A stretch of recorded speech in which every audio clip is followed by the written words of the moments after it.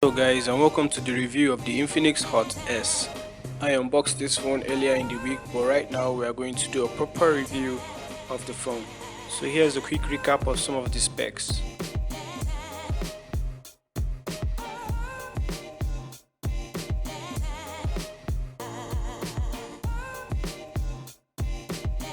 Now first we are going to go through the user interface.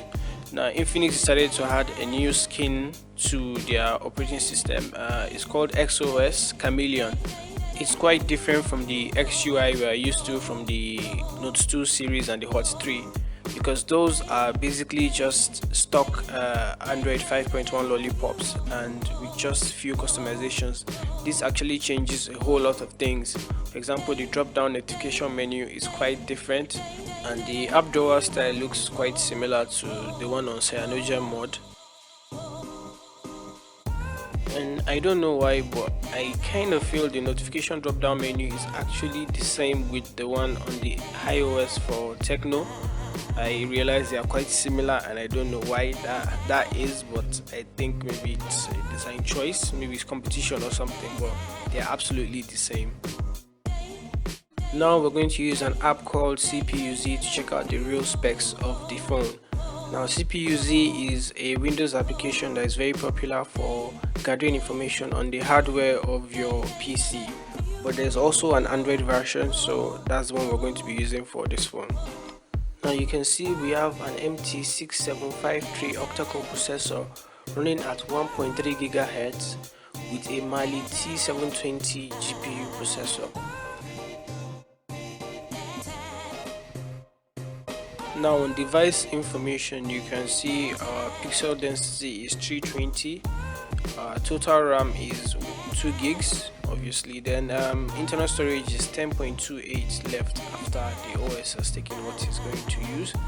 Then the system part, we have Android version 6.0, and finally we have our battery information. Now we are going to use Antutu benchmark to test the CPU and the GPU on this phone. Now this is a software that has been around for quite a while, and it's one of the most trusted benchmark softwares. So yeah, once you click test, it takes us through 3D testing first. It takes us to a kind of alien planet with like purple stuff.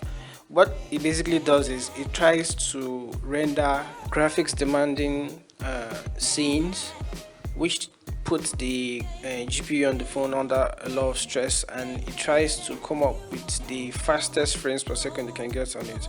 So how well your phone does on this tells you how good your GPU is. So now we have the scores. Now if you go there, we can see that the 3D is 4428 and our game performance is mid-level. It should do well on most Android games. Now the UX scores measures your multitasking and your runtime. Now finally, the CPU is middle end and should satisfy daily use. So yeah, so really not a bad score, is actually quite good for this range of phone. Now compared to other phones, you can see how the Infinix Hot S stacks up. It's just below Meizu M3 Note 3, which is also an octa-core Android phone powered by the MediaTek Helio P10. Next we're going to run Velamo, which is a software I use to test how good the phone's browser will be, because sometimes you might buy some Android phones with some crazy looking specs, but I end up having a bad browsing experience. So this tests how well a phone will render a page, how well it will handle a lot of graphics being thrown at it, how well it will reload a page once it's being refreshed, and how well it's going to handle pages when they are being constantly zoomed in and zoomed out. So finally we have our scores. It comes up with 2479. Now if you look at the comparisons, it sits just below the Lenovo A7000, which is not a bad score actually. And on the camera side of things, I can say without a doubt, finally Infinix delivered a camera that doesn't suck. Seriously, this camera was actually okay. I could take good pictures and they came out with definition, not just looking grainy like we've always been used to with Infinix cameras. And on the front camera, I also got a very pleasant surprise. Like, I didn't expect the front camera to be this good, because I've always been used to having the back camera look way better than the front camera, but this time they actually looked quite closer together in terms of quality, and it really shocked me. So nice one, Infinix. I was very impressed by your cameras, seriously. Now here are some samples of pictures I took with the front camera.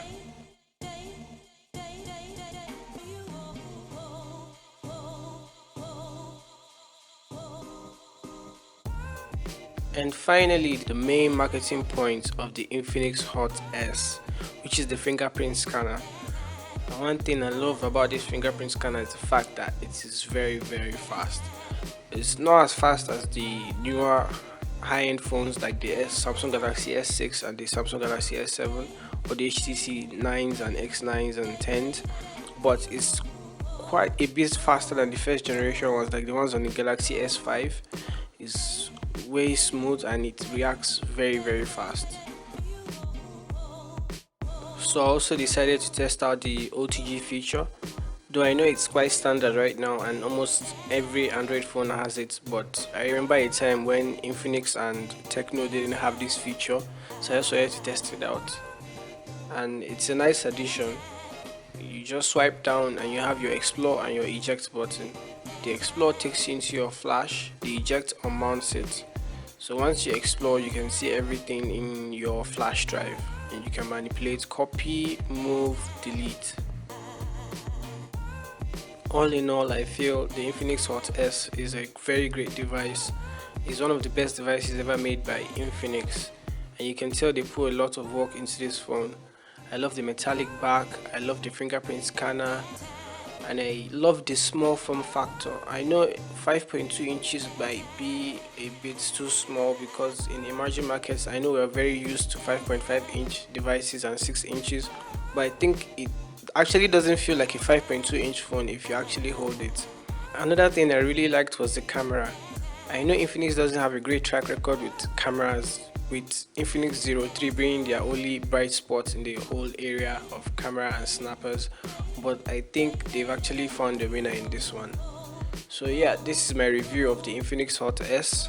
So like and subscribe to see more videos like this, and we'll see you next time.